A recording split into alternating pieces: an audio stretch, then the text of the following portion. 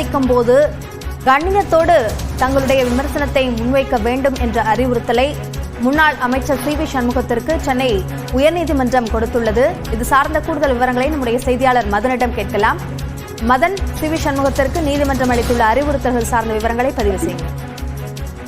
கடந்த ஆண்டு விழுப்புரம் மாவட்டத்தில் நடைபெற்ற ஒரு கண்டன பொதுக்கூட்டத்தில் பேசிய அதிமுக முன்னாள் அமைச்சர் சி வி சண்முகம் முதலமைச்சர் ஸ்டாலினை குறித்து பல்வேறு கொச்சைப்பட்ட விதமாக பேசியிருந்தார்.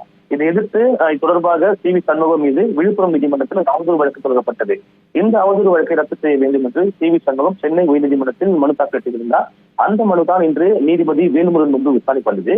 அப்போது நீதிபதி ஆளுங்கட்சியின் தவறை சுட்டிக்காட்டுவது எதிர்கட்சியின் ஜனநாயக கடமை, ஆனால் அது கண்ணியம் தேவை என்று தெரிவித்திருந்தார். அது மட்டுமில்லை, இது போன்று பேசும்போது எச்சரிக்கையுடன் பேச வேண்டும், கண்ணியத்துடன் பேச வேண்டும். அதே போல தேர்தலின் போது கொடுக்கப்படும் வாக்குறுதிகளில் உலகளவில் உள்ள நடைமுறைதான் என்றும் வாக்குறுதிகளை நிறைவேற்றாது சுட்டி காட்டலாம். ஆனால் சி வி சண்முகம் சாதாரண நபர் அல்ல, சட்டம் படித்தவர், முன்னாள் அமைச்சர். அவர் இவ்வாறு பேசக்கூடாது, பொறுப்போடு பேச வேண்டும் என்று தெரிவித்தார். அது மட்டும் இல்லாமல் அந்த காலம் போல தற்போது இல்லை, அடுத்த தலைமுறை தற்போது பார்த்துக் கொண்டிருக்கிறார்கள். தலைமுறை மாறிவிட்டது, எனவே நாம் பேசும்போது கவனம் தேவை என்றும் அறிவுறுத்தலையும் என்று வழங்கினார். தொடர்ந்து இந்த வழக்கில் சி வி சண்முகம் மீது இது போன்று மேலும் 3 வழக்குகள் உள்ளதாக காவல்துறை தரப்பில் தெரிவிக்கப்பட்டது. அது சம்பந்தமாக மனுக்கள் தாக்கல் செய்ய உள்ளதாக தெரிவிக்கப்பட்டது.